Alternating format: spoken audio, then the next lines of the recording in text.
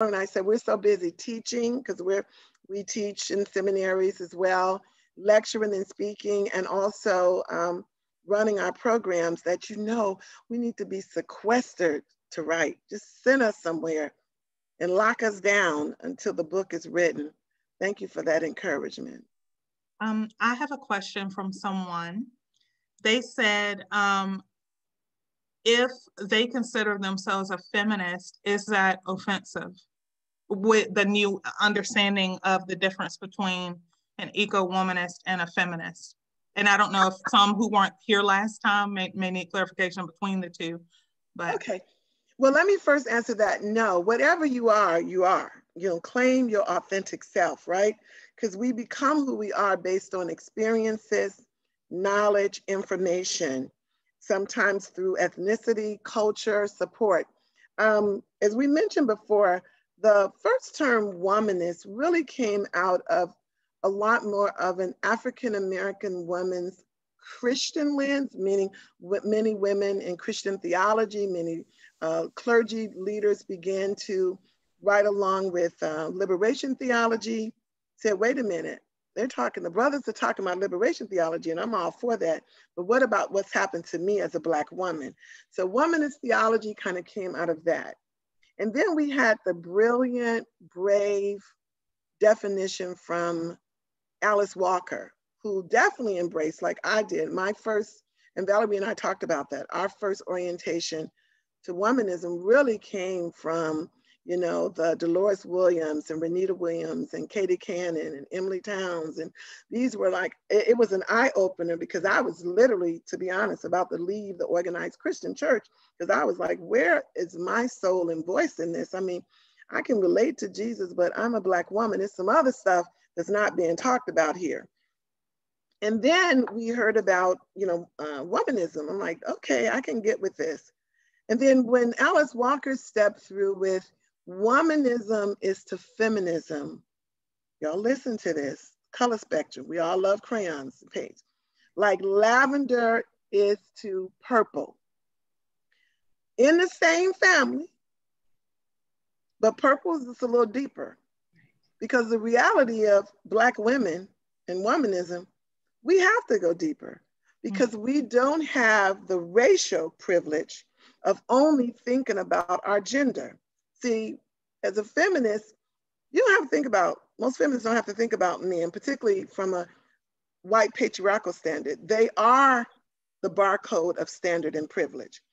But as a womanist, as a Black woman, I'm as liberated as my Black son, my Black brother, my Black father, my uncle, as I mentioned earlier.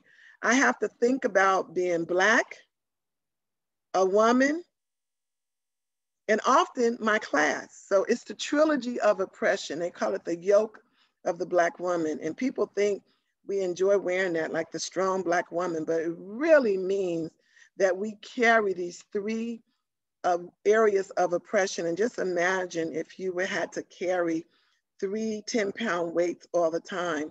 So that's I call it the short definition of that. So whoever said, am I a feminist, is that insulting? Absolutely not. But what we need to do as feminists and womanists and eco-womanists and whatever, if you don't even define yourself of that, whatever, if you define yourself in the male gender at all, we collaborate because at some point we all are discriminated against because of our gender, different reasons. So anyway, our sister is back.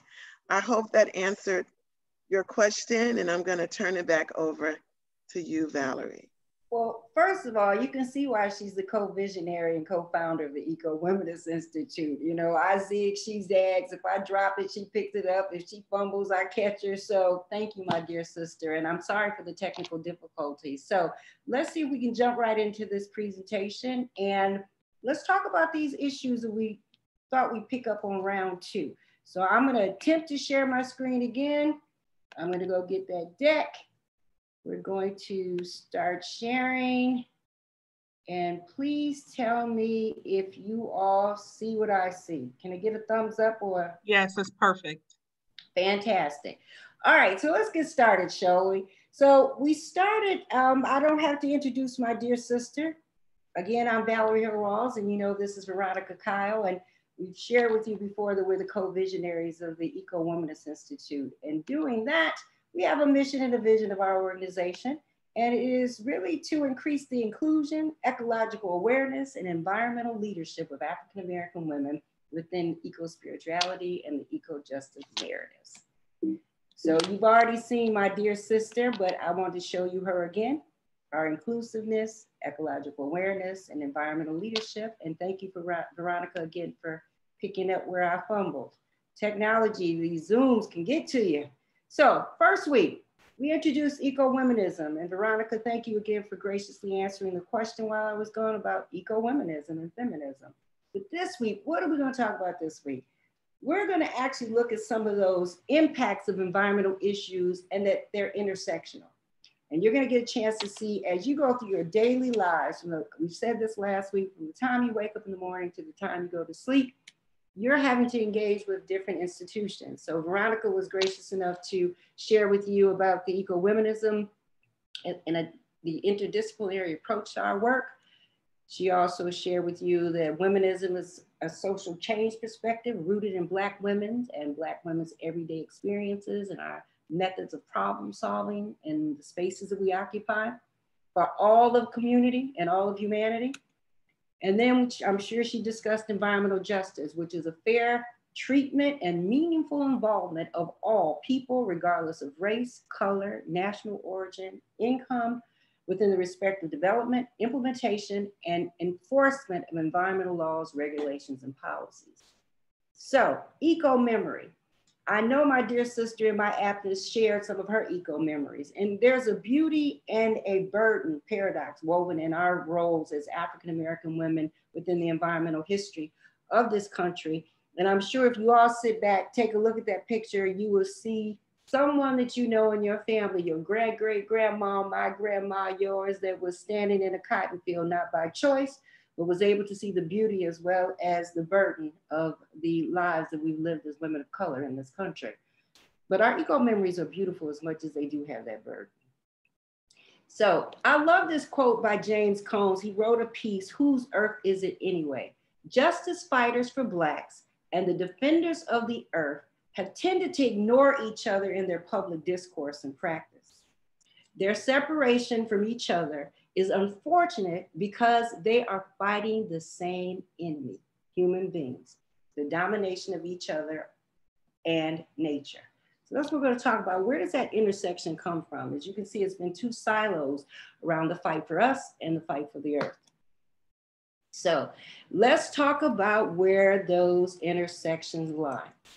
Past racist redlining practices increase climate burden on minority neighborhoods. Such areas face a disproportionate risk of heat-related impacts and exposures to air pollution. That was from Scientific America, a quote from Scientific America regarding what redlining has done to communities of color and the environmental impacts. So let's talk about an institutional barrier. One would be affordable housing. So redlining in the mid-20th century practices by banks and insurers made sure that Black communities had a containment strategy where we could only live together but not have the access to the resources that the broader community had. But the Fair Housing Act, this was banned in 1968, but the legacy has persisted through entrenched segregation, economic inequality, lack of public services to redline communities. Poor air quality, deterioration has happened because of the highways, industrial plants, and landfills that permeate our communities. So we're going to go down a list of some of these intersections that you deal with every day. So residential and social segregation remain commonplace in many parts of the United States, translating into diminished social capital at multiple levels: affordable housing, redlining, education, segregation in 2020, healthcare, the numerous health disparities that we suffer from, and we're living through a pandemic now, and I'm sure we'll touch on that later, food sovereignty and food insecurity, hunger, public safety, police brutality, and the prison industrial system. Do any of these seem familiar to any of you? I'm sure they do. So let's talk about the institutional barriers of education. Racial segregation in public education has been illegal for 65 years in the United States, yet American public schools remain largely segregated and unequal with profound consequences to students, especially students of color. And I think what we could touch on in regards to the data around this, right now, there are 75% of the schools that are predominant communities of color. 75% of those students are people of color. And then the remaining students that are part of those school systems are poor and white. All of a sudden, I'm like, oh, what's going on? You know what, ladies? I am having a heck of a time with my technology over here today. So I can speak to this without even going into this deck. All right, so what I'm gonna do, Veronica, you and I can do this without even having this deck going. I'm gonna stop sharing. This technological challenge is not gonna stop us from talking about what we talk about every day. Absolutely. Exactly. Let me just get out of this right now, because this is something that we do all the time and I am not sharing anymore. So let's have a conversation about the intersection of these issues that we just talked about. So when we talk about the daily impacts that we suffer from and the institutional barriers that are intersectional and the environmental impacts, when you don't have healthcare, when you don't have economic engines in your community, when you don't have access to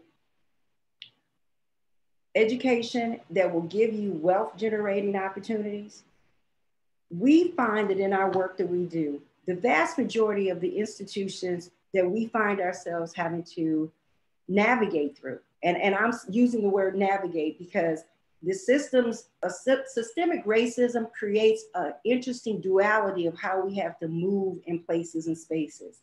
We talk about the double consciousness of W.E.B. Du Bois, we touched on that last time, but this double consciousness also has the exterior of each institution that we interface with.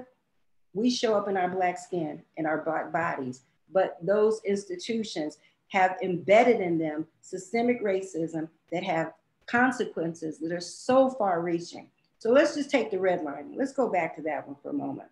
So when the redlining occurred with the housing stock, and we came to this country and we migrated up to the north and we went out west, we were still placed in tenements. We were still placed in unhealthy, safe places. We might have had bodies close to the Industrial Revolution to continue that plantation mentality, but we were also exposed to tuberculosis. We were exposed to houses with mold in them because they were wooden structures, dark and dank. So this whole issue of health disparities, it started the day that we were drug here in chains. The health system was never designed for our research. We were the research. Our bodies were used for women in particular, if we wanted to stay there. There is a gynecologist that's been lifted up for years about his work, but he used our bodies without any anesthesia. Yes. Do this work. So when you start to peel back the layers of the onions of the healthcare system, the education system, separate but truly not equal. When you start to look at the inability to create wealth for your families. We're going through a situation right now, one of our little young brothers working hard to become a homeowner, doing everything he's supposed to do, has even liquidity in the bank to illustrate that he has more than enough resources to do this work.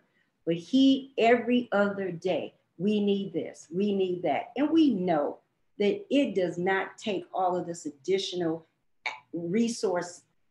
This man has so much liquidity, it's really a joke that we're watching him suffer. And his frustration is getting so high, he doesn't even want to purchase a home anymore because he's bumping up against the systems of redlining and banking and the institution, which isn't helpful for us. It's a hindrance. So in his frustration, he has to decide, I'm going to keep trudging forward or I'm going to fall back and just say, hey, I'll just rent and be done with it. But we're believing that he's going to go on and go through because he gets to become a testimony to show other young men who want home ownership of their families. Just hang on in there.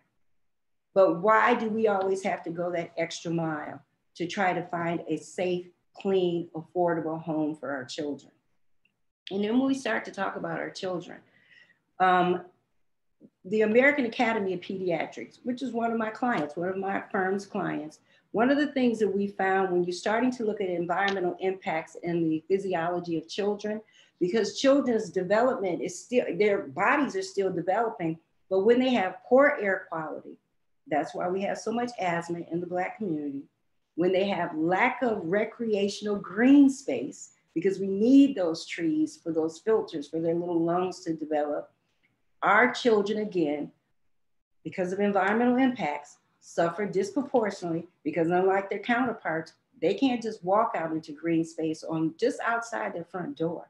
We talked about this last week about the zoning issues. The municipalities have not been kind to our communities either. We shouldn't have blighted communities where children are seeing abandoned buildings, trash, and assuming that that's okay. It's not. And then when people come into our communities, the assumption is that we're the reason that it looks that way when we're being victimized by the systems that are supposed to take care of cleaning our streets, making sure dilapidated buildings and zoning infractions are being taken care of. So we're always having to go up against these institutional barriers to try to live a healthy, prosperous, clean, thriving life. So Veronica, feel free to chime in because, you know, we can go back and forth because we do about these issues and how the Ecowomanism Institute, we're peeling back some of the layers of these onions because we're in the Midwest where we've migrated from the rural sector to the urban sector. I'm here in the Southeast and we're addressing this urban rural connectivity and the disproportionate resources that we don't get in the South, even in 2021, as well as what we're going through in the urban pockets in the Chicagoland area. Yes, and I'm so glad. I was just looking at one of the questions from Candace May here in Illinois, and Candace said, do I think that the Illinois tax system contributes to the real estate residential apartheid? Absolutely, absolutely. We, first of all, across the country, the amount of taxes that most Black and brown people pay never equates to the amount of quality education and healthcare it should really get us. So basically, we can pay a lot and still get a little. And I'll give you, and Valerie had mentioned something about, you know, the segregated South in our education system, and this goes way back. I'm a typical family of migration. At 7, my parents migrated from Anniston, Alabama and Atlanta, Georgia, and my dad said, I'm bringing you north so you can get a good education so you could use your head, not your hands. You know, a lot of Black folk felt that way because of their hard labor that they did in the South. They wanted better for their children. Now here I am in segregated, inadequate kindergarten through 2nd grade in the South, only to migrate. And where were Black people living in the migration? We moved to Argyle Gardens, the end of the city limits of Chicago. Chicago Housing Authority own Argyle Gardens, and it is still called the Toxic Donut. So we leave Monsanto's cesspool in Alabama, that's Black community, where I grew up. Most of the housing that my family lived in is to this day has an X on it. It's uninhabitable because of the toxic realities of Monsanto's work. But we moved to the cesspool, they don't know that, the Toxic Donut of Chicago. So we're surrounded by the swamps and landfills, and you could smell what we call the rotten eggs as you were heading into the entry, Valerie, of the gardens. And so that also meant the hospital nearby, that there was one hospital that you could get to in a hurry, which was Roseland. That was not a research hospital.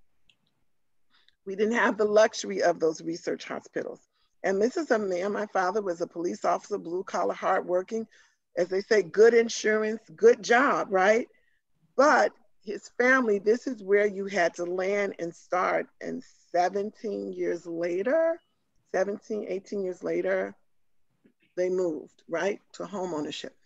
And the reason all this is important, my mom at 40 caught asthma. Why? Living in that community. To your point, Valerie, I never heard the word asthma until she couldn't breathe. There was a leak in the community.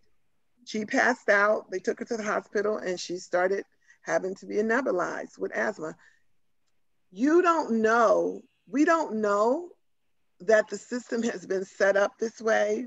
They talk about from the pipeline from preschool to prison, Valerie. I hate using that term, right?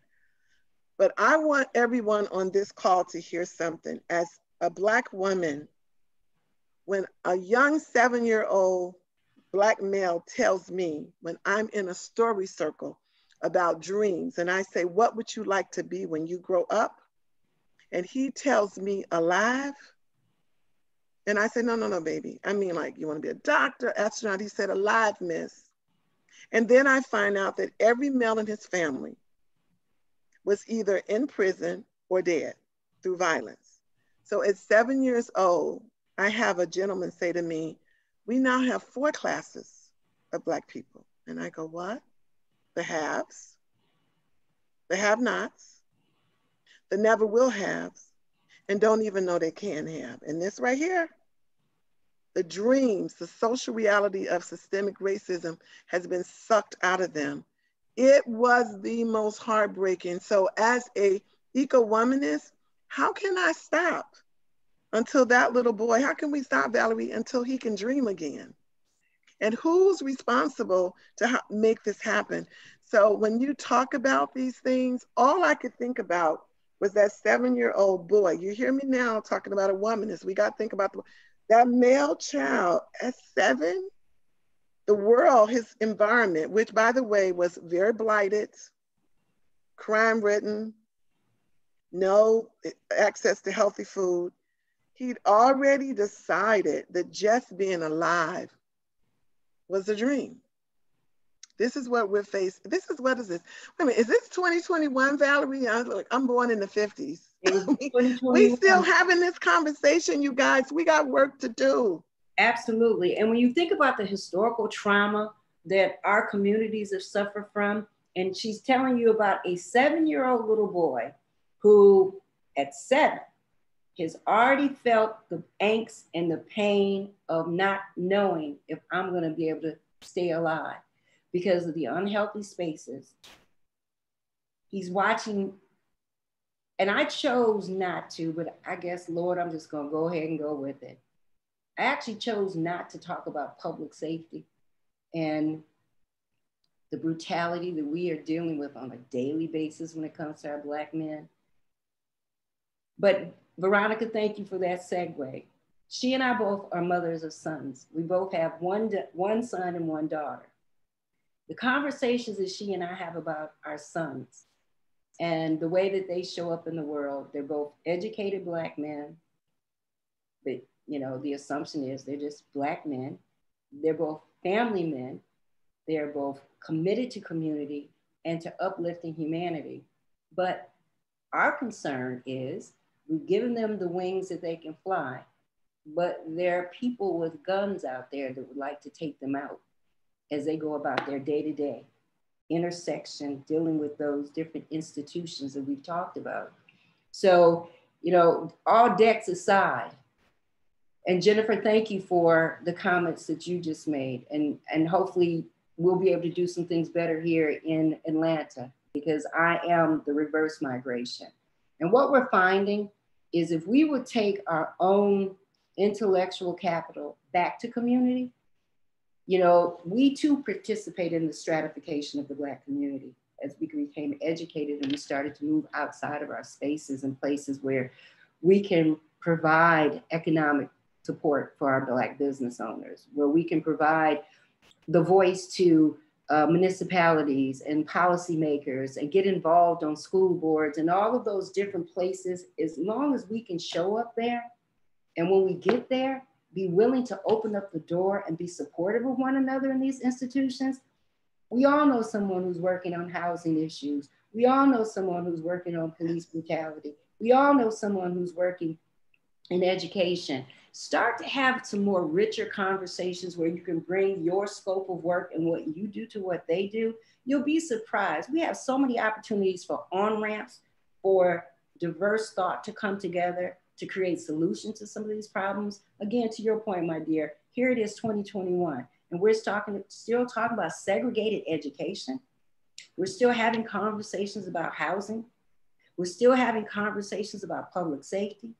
We're still having conversations about education. Look at the student loan debt that children of color and children in general suffering from. Ridiculous. We need to be able to how will they become homeowners and get that equity that's built out of creating wealth when you own property? Now these children are forced to try to afford to rent.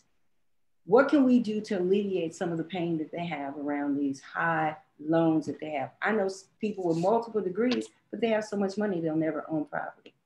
They all have so much debt, I'm sorry. So if I got on my soapbox, I apologize for the technical difficulties, but as you can see, this is a conversation that we have because it's near and dear to us.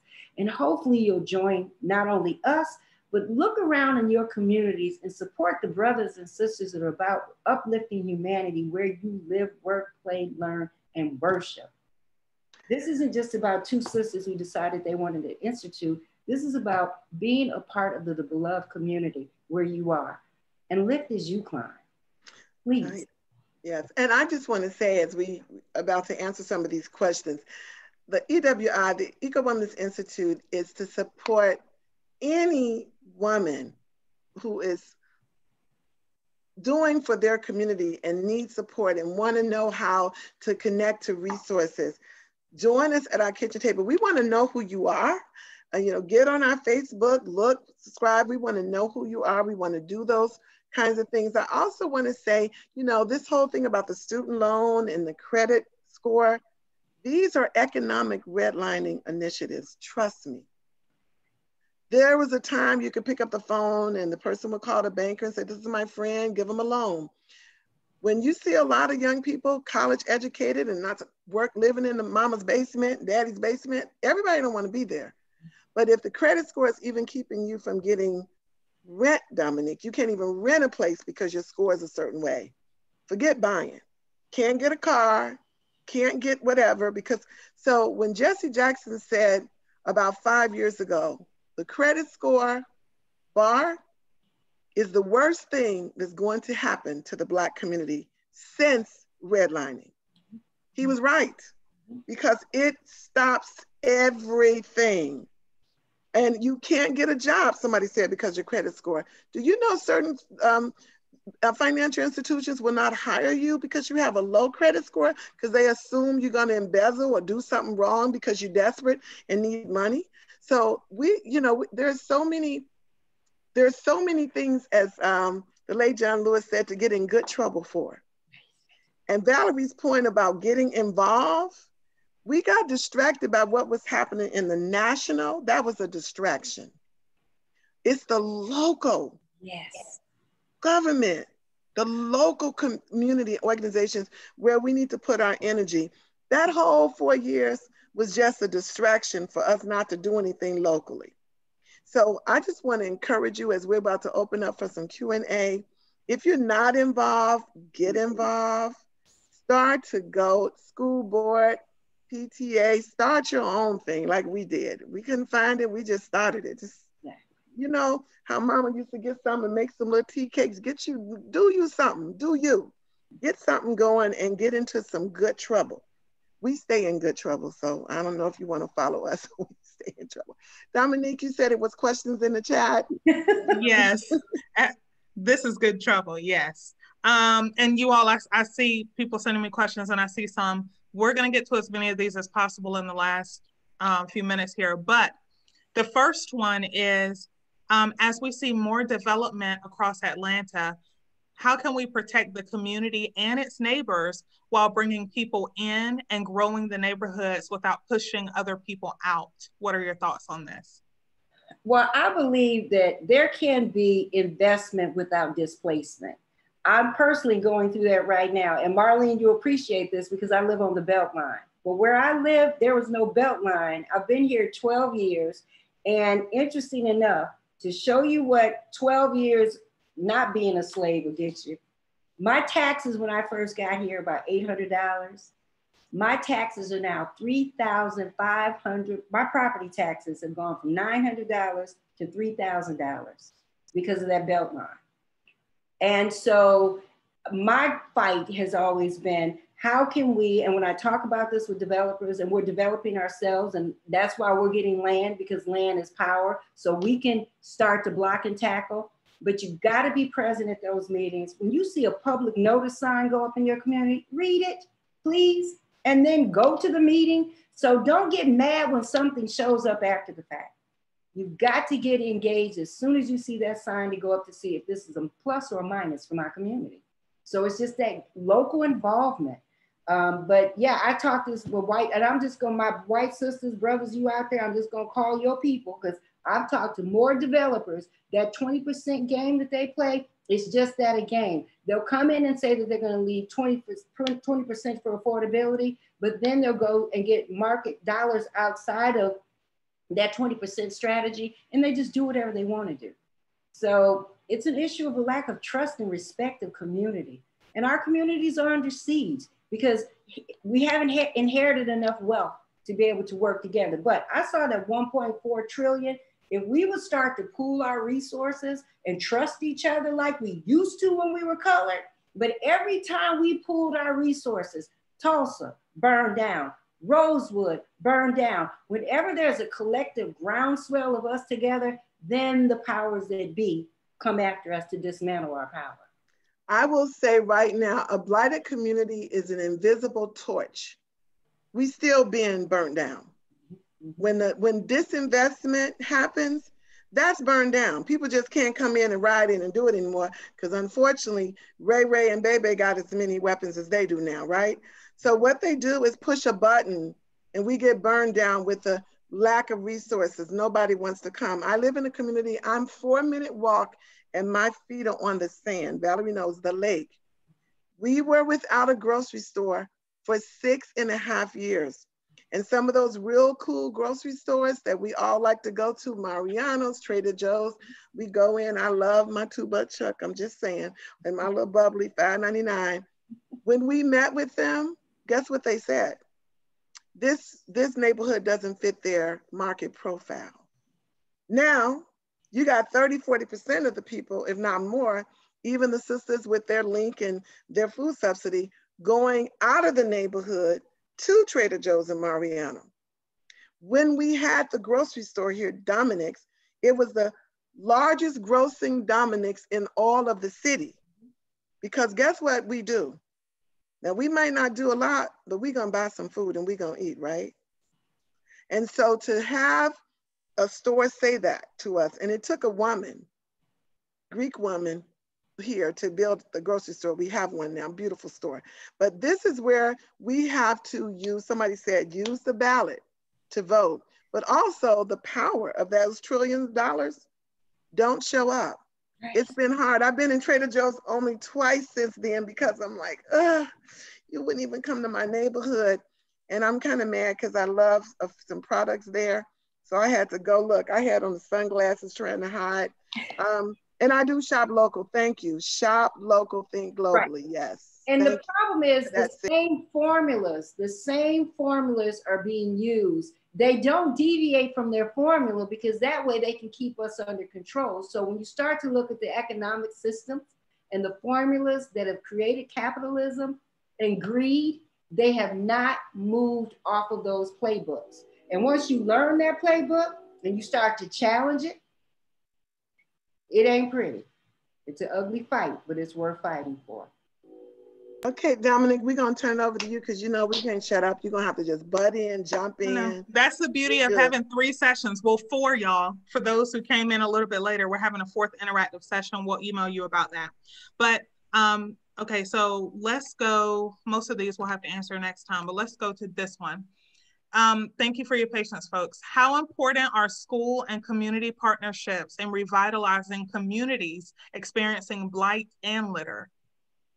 Oh, they're critical because your education system is your pipeline to wealth. And if you're not educating those children and exposing them to the industries that are local in their community and preparing them to take on those skill sets, that's why when you see in certain communities, beautiful schools, corporate sponsorship, it is incumbent for you parents, if you're working in corporate America or working somewhere, there's a foundation attached to that institution that you go to every day, and you can get resources from them to bring to your schools and to your students and give them exposure to the workforce opportunities that lie ahead of them and help them to understand the path that education will get them to those particular jobs. Stop letting these kids only think that children of color are here for entertainment, be it sports or music. We're brilliant, but they have to have the exposure. And if you have access, please bring that to your school. Bring it to, start with the teacher. Your child has a teacher first, or go to the school board. Demand more from the people that are sitting there representing your school board. And better yet, join them. And the other thing too, we need to start to promote for our educators, particularly our young educators, to be able to get property in the communities where they teach. Because there's something about when you have to live there too, okay? You become the change you want to see in the world. You don't get in your car and drive away and just show up. But when you have to live there, you have more voice, you have more investment, and there needs to be, I think about, the blighted communities. Can you imagine, it used to be what, the teacher next door program, the fireman next door, the police next door. We need to bring that back to our community, and as parents, we should be advocating and putting pressure on our financial institutions. That's another way to get these student loans paid. Let them have these houses that are boarded up. Give these teachers these houses and some rehab loan. They have a job, they have a career, they have an education, they're gonna keep up the property. So there's these ways, as Valerie and I talk about, really creative ways that despite the capitalistic system, we need to learn how to work around it and have it work to our advantage as well. Thank you. The next question is fairly quick. This one just says, could you restate the 4 classes of Black people that you mentioned? I think it was Ms. Rawls. I forgot. It was the haves. I talked about it. Some of us have privilege, power, economic power, celebrities going there. I'm not quite in that have. It's some layers to the have, okay? I'm not Beyonce and Jay-Z's have, but I got some haves. The haves, the have-nots, the never will have. Sadly, they're just people that they've struggled. But this is the one, don't even know they can. And usually this happens because the never will haves, this is their family legacy.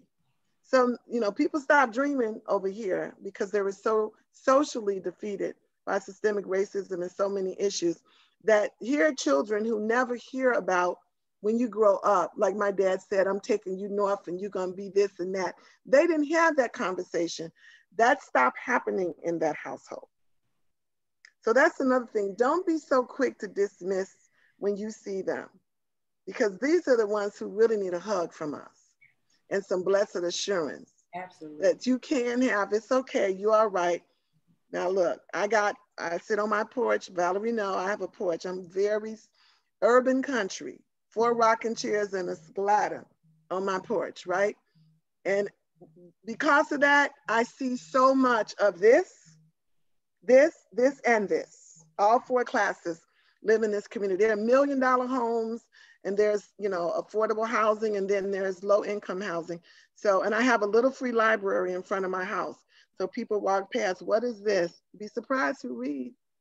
Don't judge a book by its cover. So that's the 4, have nots, never will have, don't even know they can have. I was very hurt when that young man told me that on the bus stop, but now I'm a witness. And I think if you think about it, so have you. You've witnessed that. Dominique, I see that there's a comment here that this is so sad. I believe this is Benedetti Malone. I hope I'm pronouncing that right. Sad is 400 years of sad. This is what we say all the time. Veronica and I sit in some interesting spaces with a variety of women from different backgrounds. And I've had to say this, and I don't know who you are. I say to my sisters that are under that white privilege umbrella, stop crying, stop saying it's sad, roll up your sleeves, go to work. work with us, be our allies to change this. So it's not just your spectators and it's sad. You're gonna get your hands dirty because we've had to. And if you get your hands dirty with us, I can guarantee you, you're gonna see the results of prospering, healthy children. Think about your children. The same objectives and goals of a healthy, thriving community that you want for your children, we want the same thing. But unfortunately, the systems that govern this un-United States of America has made it harder, but we are here because we had parents who told us, you can, you will, you shall, and don't give up. What is I am somebody. Remember that? Exactly. Say it loud. I'm Black and I'm proud. I look at that now. Those were anthems. That was feeding my soul as a child. And that's what we need to keep saying. You can do, you can overcome. And don't get me wrong. There are those who never will have, didn't know they could. They slip through the cracks because they get a beacon of light. That's all people need. I remember someone said, you know, when the door, they may not open the door for you, but if they give you a crack, remember this, that's a crack. Just bust it right open, just gone through. You ever been in a dark room and a little bit of light came through? Before you know it, you focus different. And that's what we as eco-womanists do.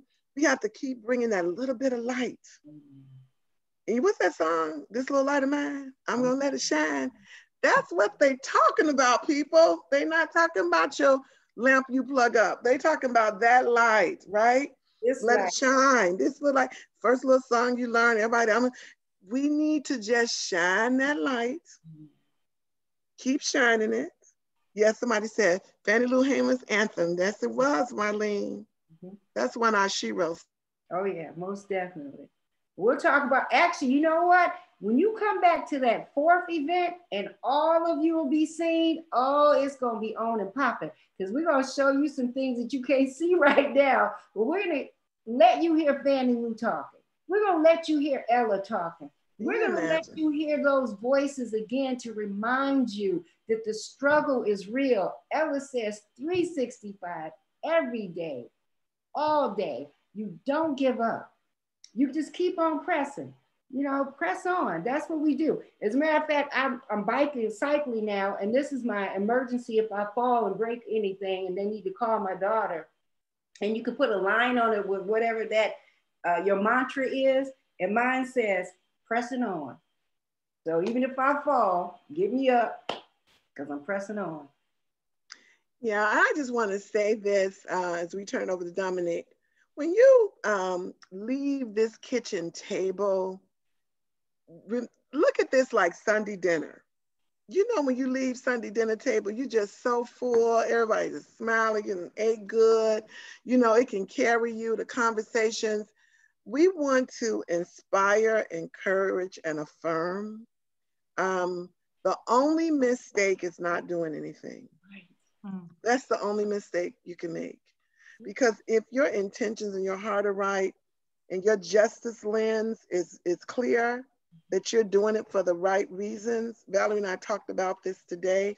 I mean, we're gonna make some mistakes. We're gonna do some things wrong. Everybody not gonna be happy with the Ecowomanist Institute. You know what? How many billions of people in the world? So if a few can't deal with it, it's okay. But just leave here knowing that we're here to bring and share nourishment and also to receive it. Valerie and I, we're getting nourishment from them, Dominique. Everything in the chat. Absolutely. Yes, all of this, it's helping us as well. It's affirming that the Ecowomanist Institute needs to be here.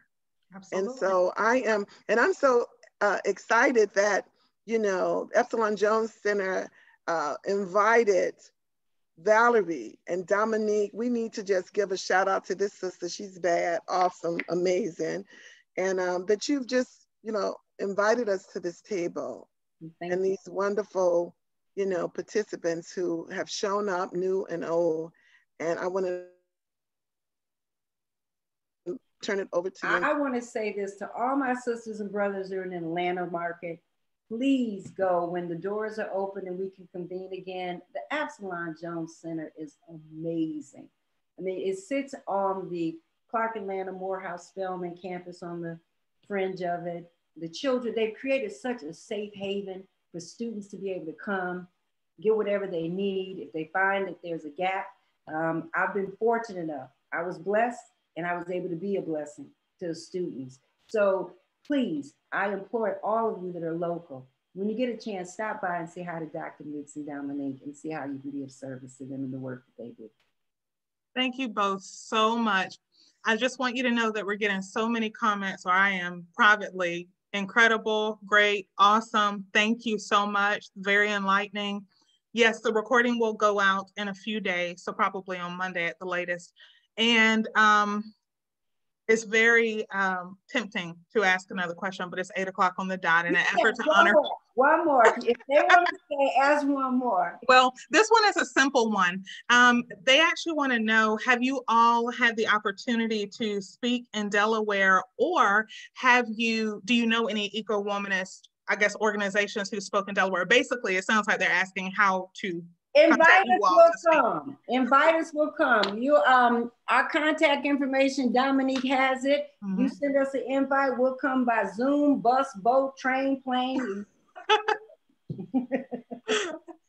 Yeah, so if you want any additional information like that, whenever I send out the recordings, then just feel free to respond back to me, and we'll do it like that, because a few people were asking. You all are incredible, wonderful. This evening was just incredible. Thank you so much for your time. Everyone, we'll see you on June 3rd. The additional questions, I have captured them. We will ask them next time. So hold tight and invite a friend. We'll see you on June 3rd. Take care, everyone. Have a great evening. Be safe, be good, everybody. Stay safe. Bye-bye. Get in good trouble. Lovely.